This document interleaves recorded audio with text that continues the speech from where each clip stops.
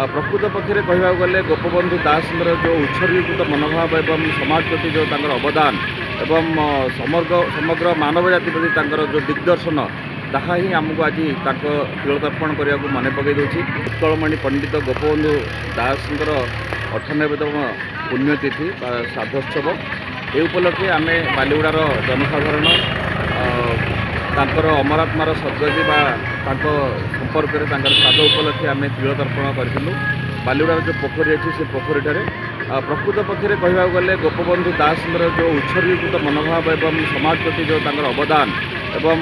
समग्र मानव जाति प्रति तांकर जो दिग्दर्शन ताहा ही आमको आज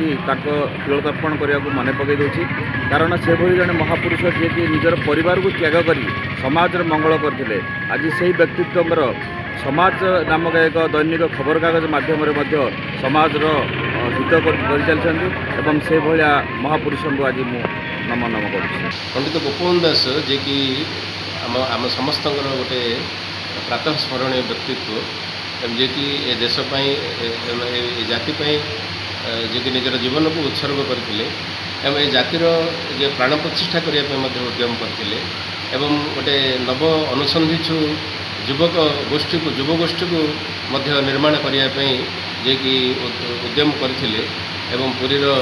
सत्यवादी निकट में बकुल छुरीवाना कुंड तले जे सत्यवादी वन विद्यालय स्थापन करते एवं जहाँ को से मनीष तैयारी कारखाना बोली कहते एवं एठारे यथार्थ मनीष मान को निर्माण करने निस्वार्थपर मनीष मान को निर्माण करने एवं देशपाई जातिपाई जो मैंने जीवन को उत्सर्ग करेंगे से भली व्यक्तित्व को निर्माण करने यही सत्यवादी वन विद्यालय माध्यम पंडित उत्कलमणि गोपबंधु दास से उद्यम करते एकाधार से जड़े राजनीतिक कर्मी जड़े साहित्यिक जड़े सच्चा देशभक्त एवं जड़े मनीष को भल पाउथुवा जड़े जड़े व्यक्तित्व एवं जार पटांतर नहीं समग्र विश्व ये जड़े व्यक्तित्व अत्यंत दुर्लभ एवं जे कि निजर परिवार परिजन ज्ञाति कुटुंब निजर स्वार्थ इत्यादि को जलांजलि दे समग्र राज्य को जे कि निजर परिवार बोली मन करते एवं समस्त को सहायता करने जे आगे आसुले एवं अन्य मानकर आखिर लोह को पोछि देवाई जे जीवन व्रत कर एवं से होती पुण्यात्मा गोपबंधु दास आज तांकर आम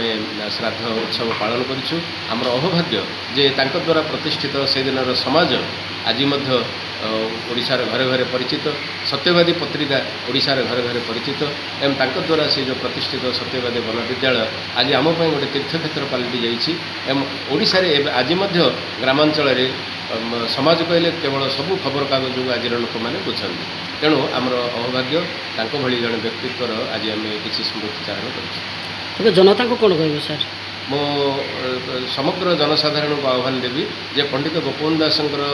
आदर्श आम अनुप्राणित हवा एवं विशेषकर आम जड़े भल मनीष हवा निस्वार्थपर मनीष हवा एवं जो मैंने कि आम सरकारी चाकरी करुचे व्यवसाय करुचे कि आम अन्य किसी वृत्ति करुचे एवं समस्ते जदि निस्वार्थपर भाव आम देशर समाजर जदि आम प्रगति करवा जो मैंने अवहेलित वर्ग अच्छा दुख को दूर करने